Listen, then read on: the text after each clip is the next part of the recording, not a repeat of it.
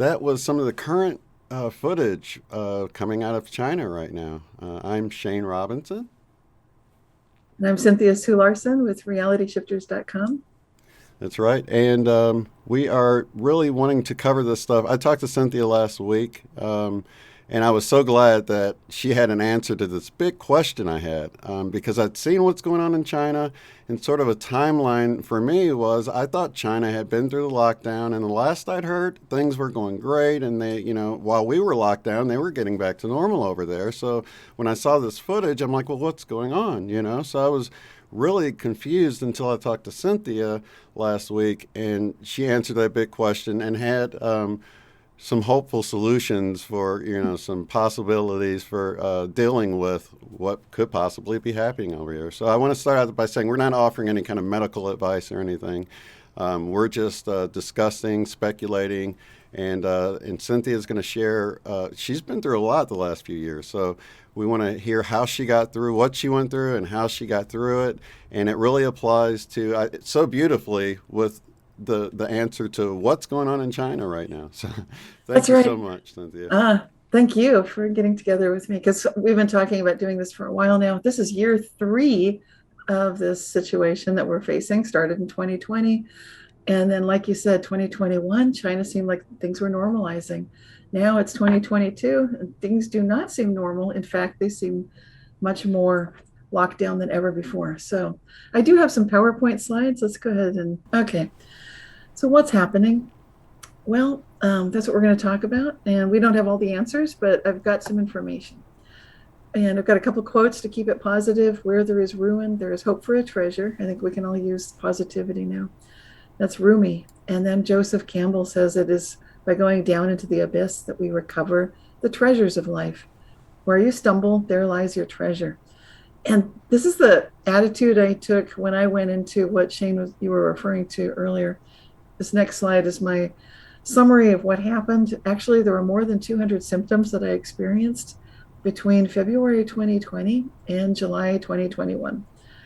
And that included muscle aches and pains, shortness of breath, heart irregularities, diarrhea, brain fog, mental confusion. And these things, they sound mild. None of this was mild, by the way. There were moments when any one of these were totally debilitating. Difficulty concentrating or focusing, muscle weakness. Sometimes I couldn't stand up. I couldn't get dressed. Sometimes I couldn't walk. That's how bad this was. Debilitating exhaustion, difficulty thinking and doing anything physical. I had no stamina. I couldn't put groceries away. If someone brought them to the front porch, it was too exhausting to bring them all to the kitchen in one go. It would be like you take some, like 3 or 4 bags, sit down, rest for 20 minutes, and then take a few more bags. Basically, I was stressed talking to people, which it sounds crazy, but it was true, or even thinking. And I love thinking. I had vertigo. I was falling down quite a lot, hitting the walls, hitting the floor. Unpleasant nerve sensations. I had raised, scaly skin, bumps on my arms, my scalp, peeling skin, arthritic joints, like full on arthritis. This is not like a slight precursor. It was like, there it is. Tremors, big time in my fingers and hands. I couldn't type a sentence without retyping it like 5 times. Loss of fine motor control, blurry vision, tinnitus and hearing problems, phantom smells, muscle twitching. I had to sleep about sometimes 14 hours a day, at least 10 hours every day. I had dry lips, redness in my eyes, and my teeth were loose in my gums. They were like moving around.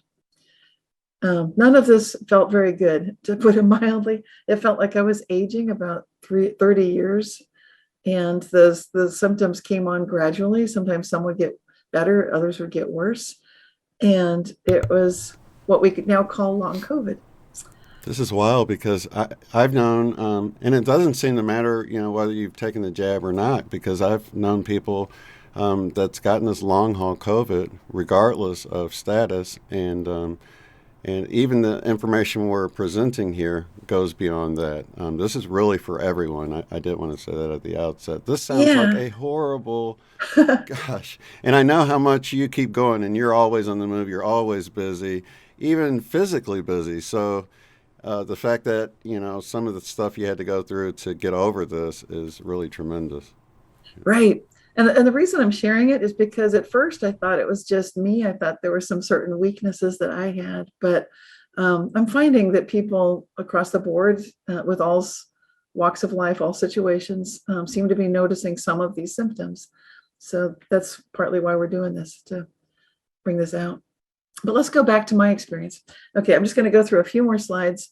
Just I took detailed notes when I was that sick with the brain fog because I've got some OCD tendencies, I guess. They came in handy. Thank goodness. I was looking at all this. I'm like, oh my God, I'm so glad you documented this. You would have never remembered it with all the brain fog. I couldn't remember what I was doing from week to week with the brain fog. But because I was keeping copious, detailed notes of what I was learning, the research I was reading, what I was trying. And then, can you see me at all? I don't know if you can see Yeah, I me. see it in Yep. the corner. Yep. Oh, good, good, good. Well, I can stop screen share and just show you. Well, I'll just do that after this slide. This slide shows October 2020. That was my month 8 of noticing I felt really weird. In fact, I felt like I was falling apart.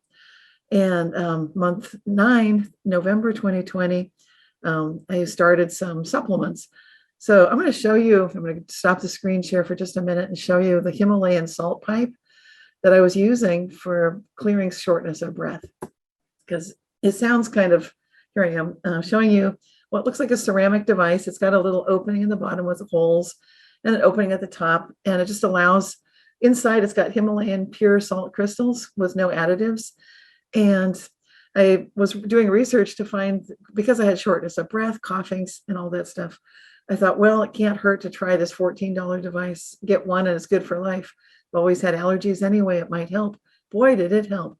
That immediately started clearing some of the brain fog. And I'd been reading about researchers who'd studied not coal miners, salt miners, and they were noticing that when they were in the salt mines, they hardly got sick. Their breathing cleared up. If they had breathing problems, it was gone. Sounded like miracles were happening, but no studies were done because only big corporations fund for studies, and nobody's been funding any salt studies. And I thought, well, this is my life. This could save my life. And I think this was the beginning of saving my life. So just showing this little $14 goodie. Wow, that's amazing. So it really was like you had to begin to try to crawl back out of this hole you dropped off in, huh, with these symptoms and Yeah, totally. wow. Literally. And then the other thing I had on hand already, I'm going to show you a couple things. This is colloidal silver. I just make it myself.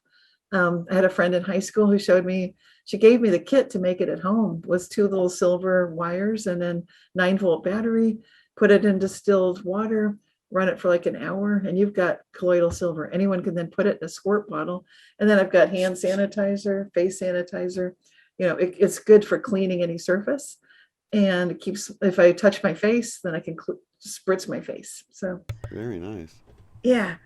And then the third goodie is these are very powerful neodymium magnets, and I wear them on my fingers. I knew about these already because I used to have AFib. It's a heart condition. And back in 2019, I tried these out, wear them in a magnetic pole position. So magnetic positives facing down on my left hand, magnetic positive, and you can feel it facing up on my right.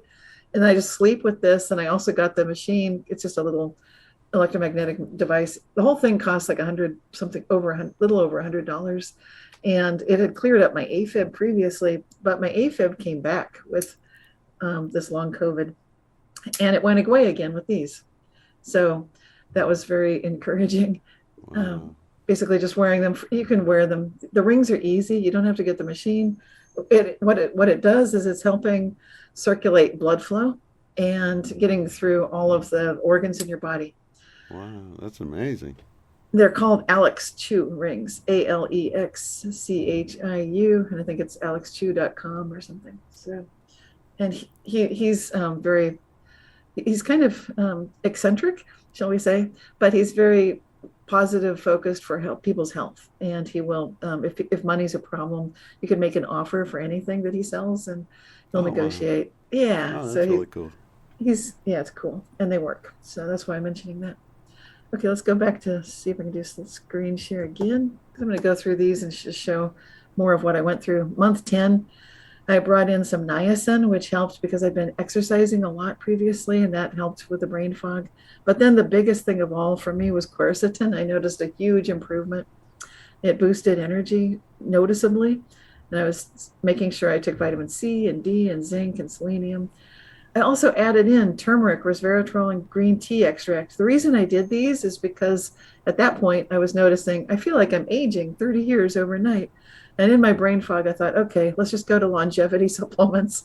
Let's just shop that longevity aisle and see what's there, taking minimum low dose. And I'm not recommending anything. I'm just saying what worked for me. Mm-hmm. So a huge improvement for me with the quercetin, but I stuck with the turmeric, the curcumin that comes with the turmeric, resveratrol, the green tea. And then glutathione was a big help. In month 13, I had moringa for improved energy and reduced fluid retention. The histamine block DAO, and that's good for assisting with the GI issues about diarrhea or constipation, but also for allergies. Mm-hmm. And NAC is a big one. That's an antioxidant to boost energy. I've come to find out that plus glycine they can extend people's life expectancy by 25%. Wow. So currently I'm doing NAC and glycine and not so much the glutathione. Mm-hmm. NAC helps you make your own glutathione. And then IgG and butyrate to address the digestive issue. We'll be talking about the spike protein today, but there's another protein that this current situation, the virus is attacking. But the gut issues are important. So IgG helps to bring the gastrointestinal health back to optimal, and the butyrate with calcium and magnesium also helps. I've got a lot of these. Well, it was called longhaul for a reason. Right. Heck yeah. Yeah, I was reading and was like, oh my gosh, I didn't realize how much of a nightmare you were in. It And you were really was. busy, even though, you know. Yeah. Well, I just do two things a day, but Yeah. kept it going. Okay, May 2021 was month 15. I brought in alpha lipoic acid for nerves because there were so many neuropathies going on. Hyaluronic acid for joint health, skin hydration, and comfort.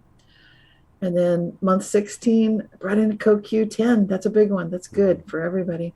I recommend that if you want to try it, low dose with your doctor's recommendation and awareness. Then July 2021, month 17, melatonin and lumbrokinase. Now, these are known to improve blood flow and circulation and break down spike proteins. So if people want to consider any of these, might be worth paying attention to all of that. Mm-hmm. And then overall, to sum it up, I used a 90-day program based on noticing that there were some athletic coaches that told their athletes that if they had any case of COVID, that they should be benched for 90 days, especially if they were noticing ongoing symptoms. And they should stay inactive, not doing anything with minimal exertion for the 90 days. I thought that's brilliant. I think I'm going to try that. So I did. I liked the logic of it because it corresponded with something I'd seen from some doctors and medical researchers who noticed endothelial cell walls might be harboring viral debris. And then when the white blood cell macrophages goes zooming around through the bloodstream, if there is increased heart rate from stress, heat, or exertion, then the macrophages get flooded, and it's kind of like you lose whatever benefit you were getting. So I thought it made sense to, for 90 days, just not have stress, heat, or exertion, give my white blood cells a chance to clean up the viral debris. And indeed, that really did get me to 100% relapse-free and symptom-free. That's wild because a lot of people think, sweat it out. I'm going to go sweat it out, but this is actually counterintuitive, isn't it? It's actually Totally. okay. Yeah. So for me, this was huge. And then I also did some pacing and rest and wrote a song for pacing and rest, which when I was still in the long COVID, you can hear my shortness of breath as I'm singing. If you're wondering, is that real? Yeah, that was real. Then early bedtime and naps, that helped tremendously. I just gave myself a 10 p.m. curfew. And if I stayed up too late, then I told myself, you have to take a nap tomorrow, even if you don't think you're tired. I was treating myself like I was 5 years old, and it worked. 90 days of that. And then I took supplements from the longevity aisle that I mentioned. Anything that I had that was a symptom, I figure, okay, what's a natural nutraceutical? How does nature solve this problem? And then I stayed hydrated with electrolytes, super important. And then I gave myself breathing and healing times. So those are all the things I was doing to really recover. And I did recover, which is kind of amazing because I know a lot of people that were the original gangsters, the OG team from, they got it before April 2020, like I did. Some of them had it a lot worse and they ended up in the hospital and they're still suffering actually. So I'm just sharing what worked for me, and maybe some of the components might be helpful. But the real thing that we want to talk about today is that I think it's possible that the long haulers are the canary in the coal mine, or they're at least one group of canaries in the coal mine. And the question I'd like to look at is, what if there's a biotoxin present that long haulers are initially most sensitive to, just like that proverbial canary in the coal mine? Mm-hmm. And then we can take a look at this because this is very important in terms of research. I saw that there's this coverage in Nature about heart disease risk soaring after even a mild case of COVID, which might have been almost asymptomatic. So people are getting some exposure to COVID, and even the heart failure, the stroke were substantially higher in people who'd been recovered from COVID-19 than similar people who hadn't had the disease. What's more, the risk was elevated even for those who were under 65 years of age and lacked risk factors. So it doesn't matter if you're young or old, it doesn't matter if you smoked or if you didn't, that risk was there. So that's where I started thinking, okay, maybe this isn't just something that long haulers should be aware of. Maybe there's something bigger going on. And indeed, the Salk Institute took that a step further. They did some research in 2021 where researchers created a pseudo virus that had no virus at all. It was just spike protein. So it's just the classic crown of the spike proteins, and that was it. They exposed, they saw what that damage did, and what it did is it damaged lungs and arteries of an animal model, proving the spike protein alone is enough to cause disease. Tissue samples showed inflammation in endothelial cell walls lining the pulmonary artery. Remember, that's what I was dealing with to clear it for 90 days. Mm-hmm. And here's a picture from that same study. These are some images showing controls and then the spike protein. Now, you know what this means if you're a researcher. Frankly, I wouldn't know unless someone pointed out to me that the control is sort of the healthy situation. Spike protein is showing some damage, but the researchers know what they're looking at. And they said, furthermore, they noticed that the spike protein was damaging cells by binding to ACE2, which is sort of the special contact point, and it disrupted the molecular signaling to the mitochondria. These are organelles that generate energy for cells, causing mitochondria to become damaged and fragmented. And that's what's shown here.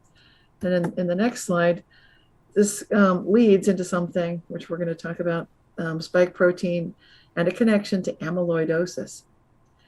So if you're wondering, how is this happening? What does it do? Spike proteins are so ridiculously tiny. Yes, they are. But they start having this cumulative effect. So the more you get exposed to the spike protein, conceivably, the more process damage occurs to the mitochondria. And also these this thing that's called amyloidosis. Deposition of fibrils in amyloidosis cause organ damage. So the spike protein is a highly inflammatory protein. It does induce damaging fibrils. That's what we're looking at here. This is a spike protein encountering neutrophils that its presence stimulates. And what that does, and here's a chart showing some of the things that amyloidosis is noted for, that when a person has amyloidosis, that's characterized by things such as heart arrhythmia, sudden death from a stroke or heart issue, all the sorts of carcinomas, all sorts of things going with the digestive tract, the GI tract, constipation, diarrhea, malabsorption. It's associated with kidney failure and nephrotic syndrome, and lots of other things. Affected organs may include the heart, kidneys, liver, spleen, nervous system, digestive tract, and brain. Wow. And I think if you're paying attention, maybe there's more than one canary in the coal mine. Maybe we should be looking for others besides people who have long COVID, and they may have gotten it from any source of spike protein. So maybe some of these symptoms look familiar to people. Okay, so I'm looking at this amyloidosis, and it looks like it's like at the root of all these other problems you just named. It right? It's like I guess the name of the process that happens. Is that? Yes, thank you. It is, it's actually this sort of a disease. It's a very broad term and it can relate specifically to a certain organ or it can be system wide. And amyloidosis is considered to be, it's what we might think of as old age, where someone just has sudden death because they're 90. And we don't do an autopsy because they're old or they get arrhythmias, all these sorts of things, cancers and so forth. Get into your 90s and people expect, well, that's old age. So amyloidosis, though, is actually a biological process where an amyloid, which is this complex of proteins, starts building up. And you can think of it as clogging things up. It interferes with normal functioning of our bloodstream. The blood cells can't flow through our circulatory system because they're just all jammed up. It can create these kind of long protein things that some people have been saying are being found in Oh, okay. autopsies. So like clotting issues or anything like Yeah, that, right? Okay. exactly. Yeah, we're seeing evidence of that. That seems like we've never seen that before. All this stuff started showing up in 2021. And now here we are in 2022, and it's becoming obvious to some of the top researchers in the world that amyloidosis is becoming a problem. It's not yet making the headlines. I think Hmm. it should, because when you look at why are people dying suddenly, whether they've had some sort of certain medical treatment or not, it doesn't matter. It seems like it's definitely linked and associated with the spike protein. And that's what some of these researchers were noticing is the uncanny similarity here that people who had exposure either naturally or through some injection to the spike protein that was encouraging it to be created in their bodies, these sorts of disturbances are happening. So that's why researchers wanted to investigate this amyloidogenicity of the SARS-CoV-2 spike protein. And these little amyloids, as we said, they're tiny. They're super tiny. How tiny are they? They're ridiculously small. They're 7 to 13 nanometers in diameter. Wow. So, but they cause so much trouble. And we hear about this if you're watching TV and you hear about, did you have exposure to asbestos? Then you might be suffering from a certain kind of disease. Right. It's an amyloid disease, mesothelioma. Hmm. So these are what we're being subjected to. And just like you wouldn't want to have a continued repeated exposure to asbestos, you don't want to have that. It's not like cotton candy and you have it everywhere in the house. No, you don't want to be breathing that stuff. You don't want it for your family to breathe. And that's starting to look like maybe that's what we have, something similar with the spike protein. So that spike protein can cause amyloid forming proteins such as beta amyloid, along with asynclion, tau, prion, and DTAR DNA binding protein 43, TDP43. And these are specific terms that researchers notice, and they're the ones tracking it right now. They're looking at how it accumulates in the brain, how it explains neurodegeneration, which we are seeing in COVID-19 patients. It's maybe not identical to Alzheimer's, but it's brain damage, plain and simple. These proteins can also explain symptoms of long COVID syndrome, the canary in the coal mine. So we're getting lots of these canaries in the coal mine. We're starting to see a pattern. So it really matters now because if there's something we can do about it, we might want to do something. Hmm. And so, two things anybody can do right now, just immediately, regardless of your budget, hopefully, is you can start working to get rid of possible amyloids that you might have in your body using your body's natural system to get rid of amyloids, because we do have one. Two, in fact. It has to do with food and sleep. So, if you change the timing of when you eat your meals and just extend a fasting period on a regular basis, you're giving your body a chance to clear out amyloid debris and junk. Same thing with sleeping. These are the two ways that your body actively is clearing this out through a process called, I pronounce it autophagy. It's autophagy. I'm not sure which way is correct, but it's the natural conserved degradation of the cell that removes all unnecessary dysfunctional components through a lysosome dependent regulated mechanism. What in layman's terms, this means it allows orderly recycling of these cellular components. So it's just recycling stuff and clearing it out the junk and taking out the garbage.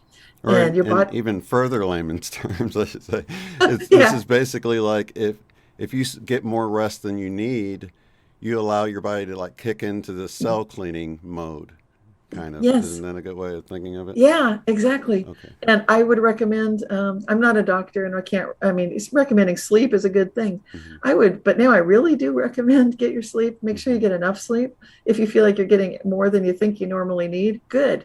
I'd say good to that. Good, good, good. Well done. Because you're doing your body's taking out the garbage. And if you're taking a little longer breaks between meals, as long as you're healthy and it's okay with your medical caregivers and all, great. So we're not giving medical advice. We're just saying this worked for me. And I And I like your little heart, diagram there. So it's like an 8 hour window in the day that you eat, and then just don't eat for 16 hours, a that's 16-hour it. period. Yeah. Yeah. And you can start small, start 12, 12, and then try to bump it in that direction. I think for a lot of people, it's like, this is weird. Yeah, seems a little weird. Try it, see what works for you.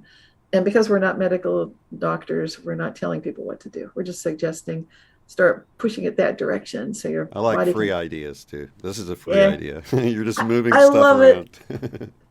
I know. It's great. And is there something else we can do? Yes. I mentioned that I was taking some longevity supplements. Turns out those happen to be natural amyloid inhibitors. Wow. Well, so these are now some of my best friends, and I think you were noticing that they might help you too. Well, yeah, So I the was actually reading through when I was reading your symptoms you were having. I'm like, man, I've had like mild. I know you had really extreme versions of everything, but I had right, AFib even as little as a couple of weeks ago. I couldn't stop my heart palpitations.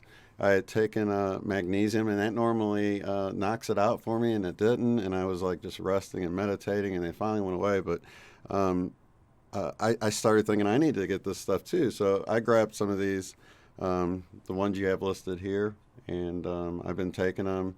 And I haven't had any heart palpitations like good. probably since that week when I was meditating, and I felt like I got a healing then actually.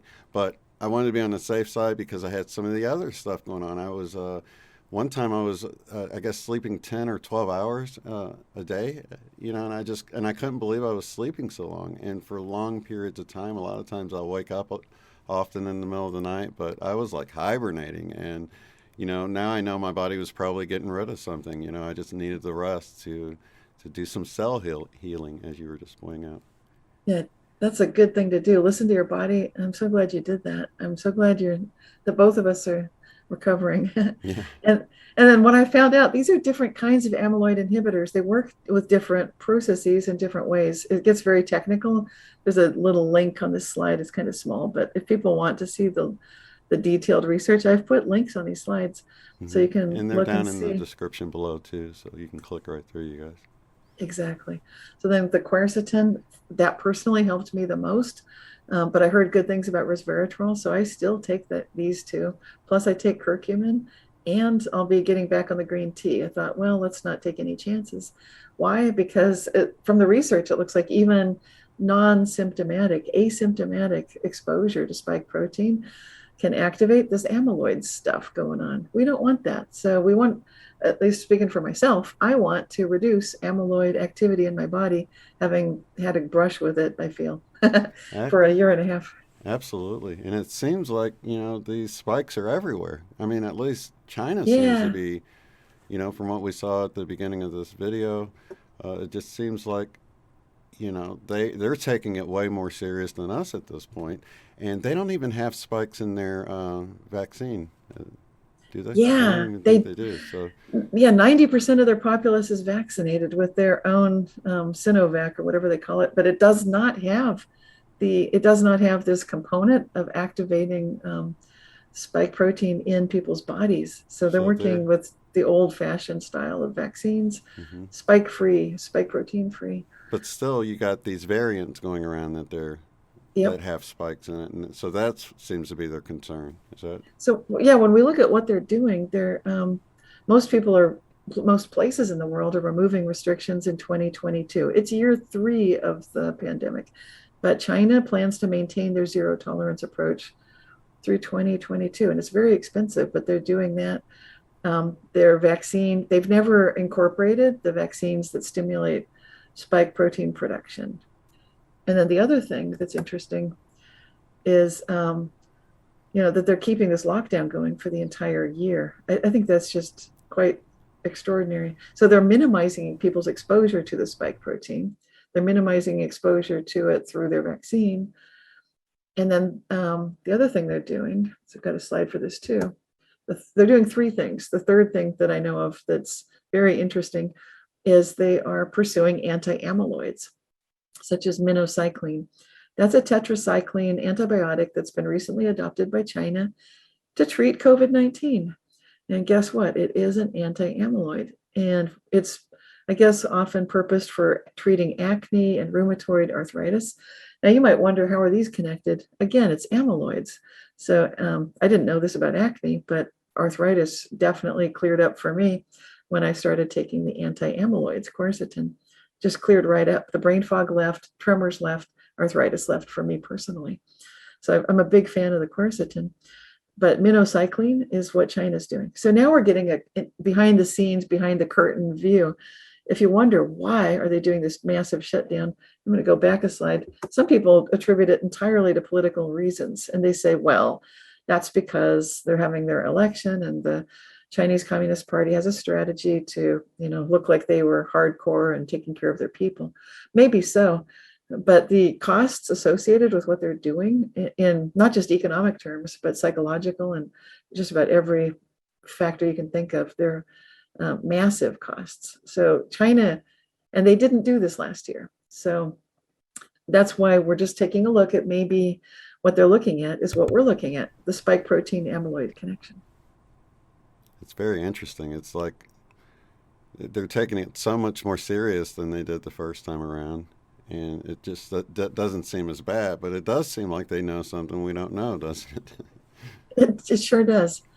And so if this might be what they know, now we can start talking about it. And I would like our medical researchers to be having these conversations, to not have decisions made by governmental political bodies, but have open conversations about what we're observing that are not opposed, like one side is right and the other side's wrong. I think we should be working together and sharing what we're finding out, what's working for each of us. Oh, absolutely. And so I've just got a couple more slides to share things that worked for me, tips for me to stay healthy. And if people feel like this might work for you, you can consider it, research it. So the anti-amyloids, these they have bioactive versions of these. So if you start taking them and feel like I don't feel like I'm getting the benefit, or I'm having such serious symptoms, I need heavy duty versions of these. There are heavy duty versions. You can actually get bioavailable versions of things. So they tend to be more expensive, but if you're feeling like I can't take any chances for whatever reason, check that out. Sleep and pacing and rest. This is very good. It's now, think of it in terms of taking the garbage out.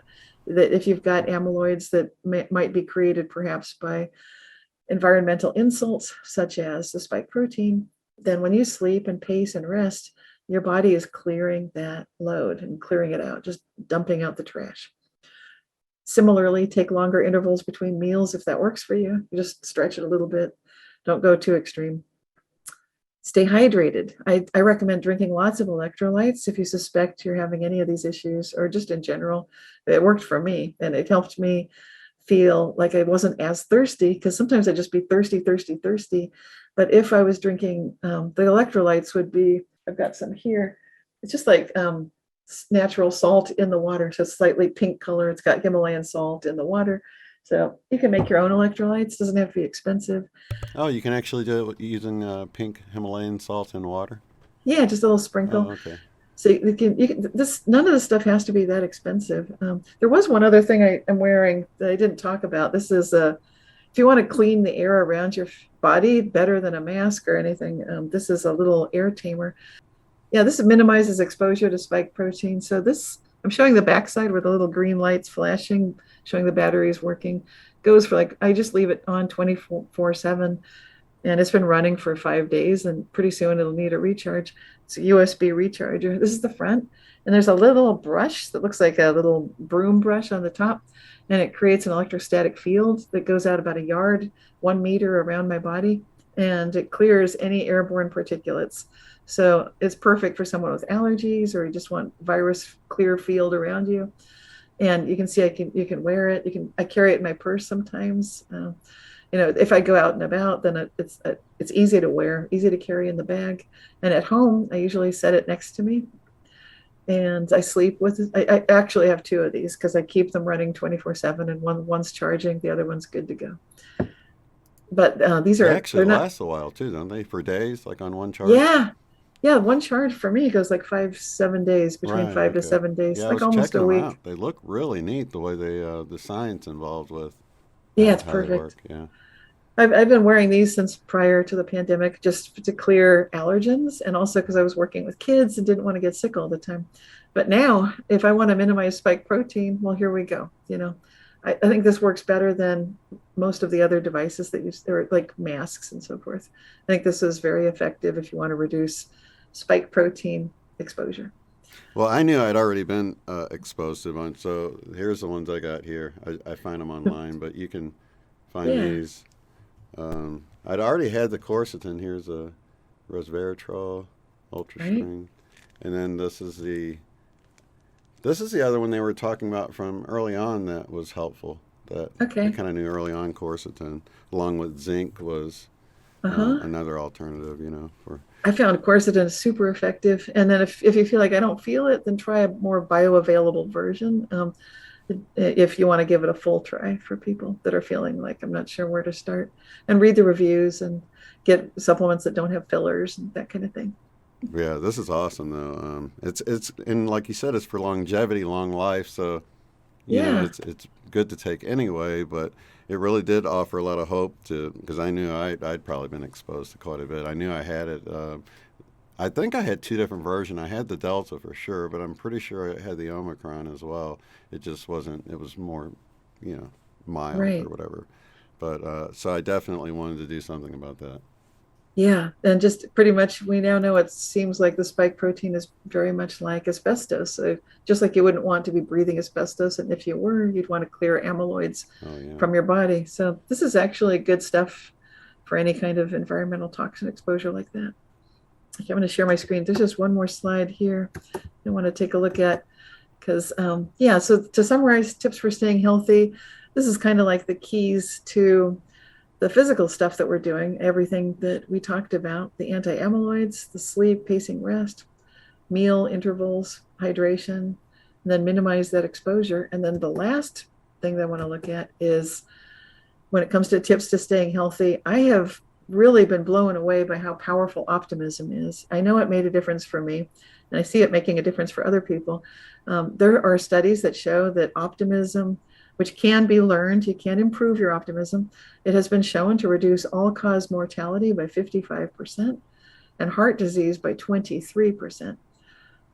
And in terms of what is that, how do you do that? Well, you can just ask that question, how good can it get? And just make that part of your daily practice. I do that every day. I wake up, how good can it get? I like to ask, how God can it get? And I also ask, how good can I get? How God can I get? Really Mhm. bringing myself into that state of resonance with the divine. I like that personally. And then the other things we can do to stay healthy are boost happiness chemicals. These are dopamine, oxytocin, serotonin, and endorphin. And you can do that by just like the dopamine, the reward chemical. This graphic shows these. You can complete a small task. It doesn't have to be anything big. You can do self-care activities, like I brushed my teeth, yay, or I took my quercetin, yay. Now, you can eat food that's good for you and celebrate little wins. So these are things that help that. Oxytocin is the love hormone. So if you have a dog or a baby, or you can hold hands with someone, that's terrific. You can hug your family. Now, if you don't have any dogs, pets, or people, you can hug yourself. It still works. You can get that oxytocin from hugging yourself. And you can compliment people. You can find somebody to sincerely appreciate something about them that you really, really enjoy. And you're getting a gift too when you do that.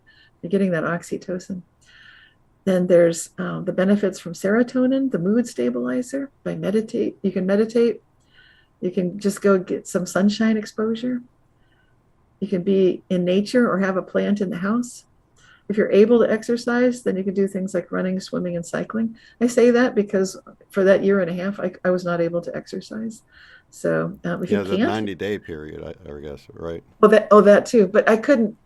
To be honest, I had post-exertional. They call it malaise. It was so much Oh, worse right, than that. right. Where you So much just feel worse. awful and you don't, you just, Yeah. So if I really push it and like sweat through it and be active like I used to be, then I would really pay the price for days, like 3 or 4 days afterward. There'd be a massive crash, depending on how gung ho I was. So I could actually power through and do things, but at a very high price. hmm Plus, I had diarrhea and all sorts of other, just all the symptoms would get worse. hmm Okay. Then endorphins, the painkiller. This is, you can laugh and you can use essential oils apparently. So if you have a comedy that you can watch, if you don't have friends to laugh with, you can do that. I love the fact that they associate dark chocolate with endorphins. And again, if you're able to exercise, great. And if not, don't worry about it. So, I mean, as a long hauler, I can totally tell you, don't worry about it. So, because I used to feel bad, like I'm not exercising. Don't really do not, you don't want to take any stress on at all, is the goal here.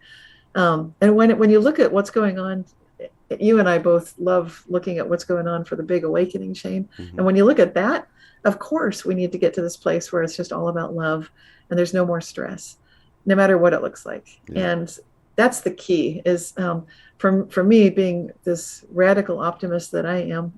hmm Me It's a too. yeah, we're radical optimists. It's a revolutionary thing we're doing. And we do this with IMEC, where I love seeing you every month for IMEC. So I think this is the key too. And this is something people can start adopting, this attitude. That's awesome. So I'm thinking probably here, should we roll some more footage? Yes, thank you. I'd love to see some more. Let's take a look at this.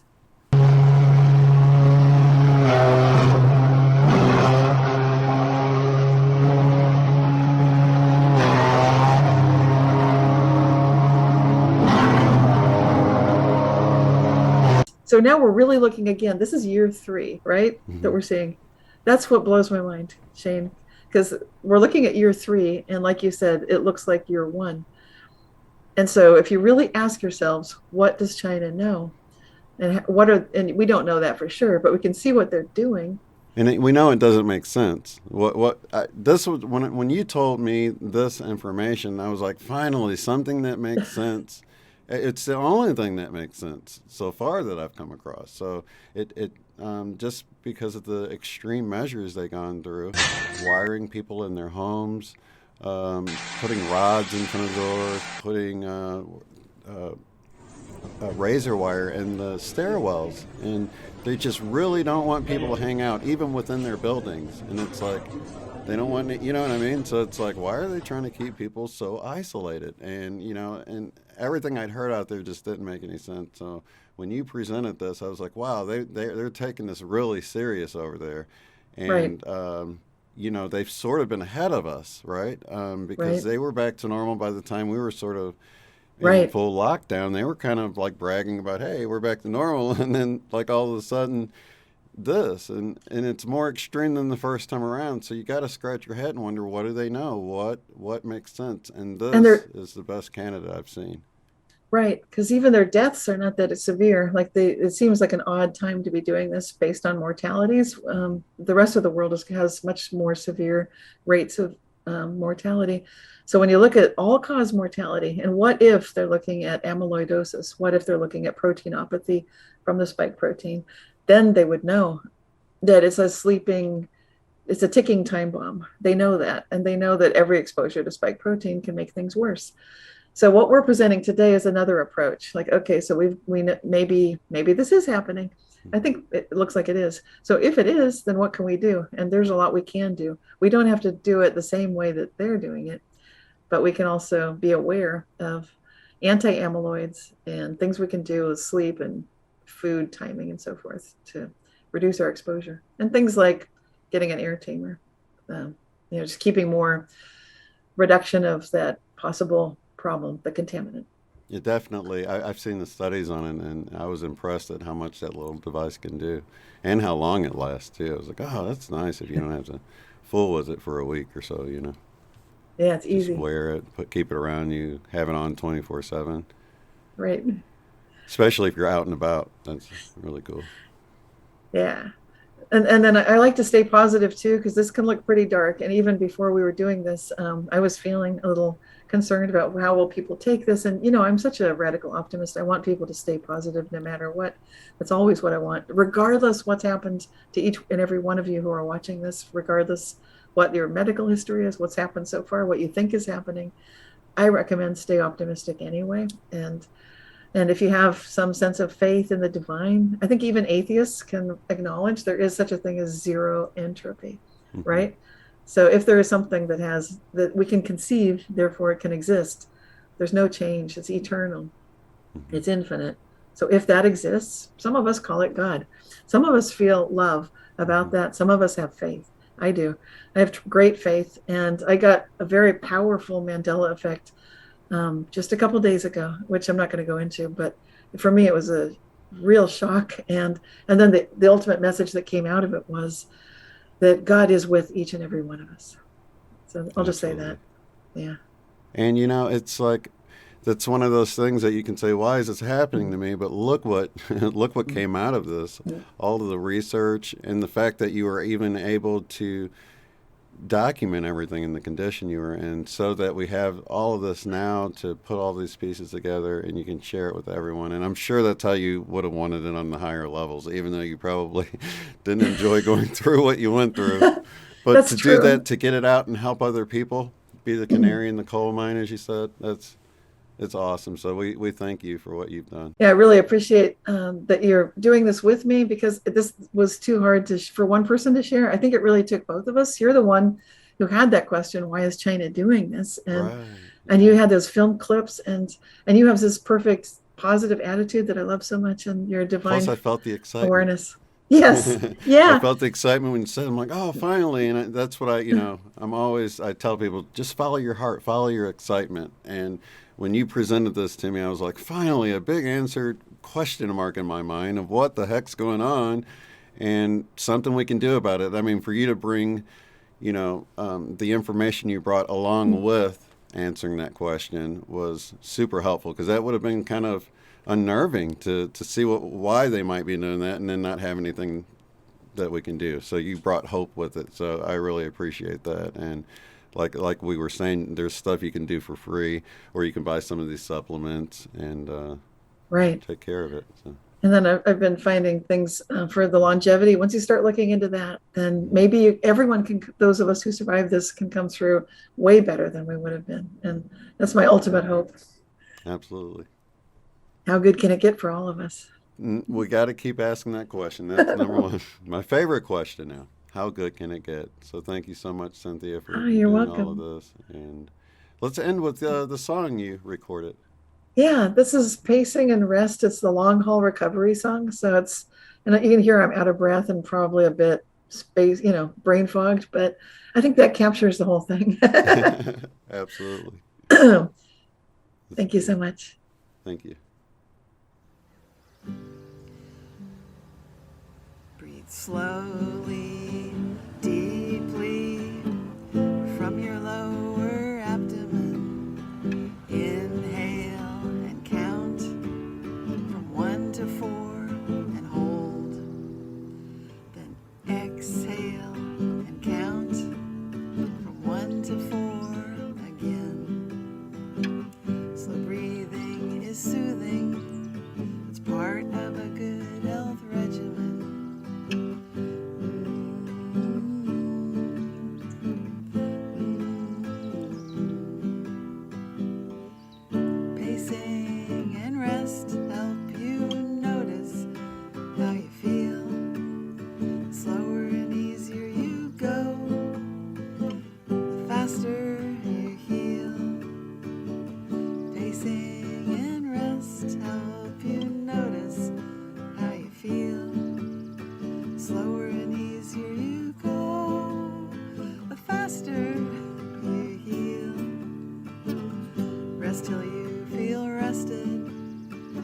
less than you're sure you can. Quit before you have to, and take more rests again.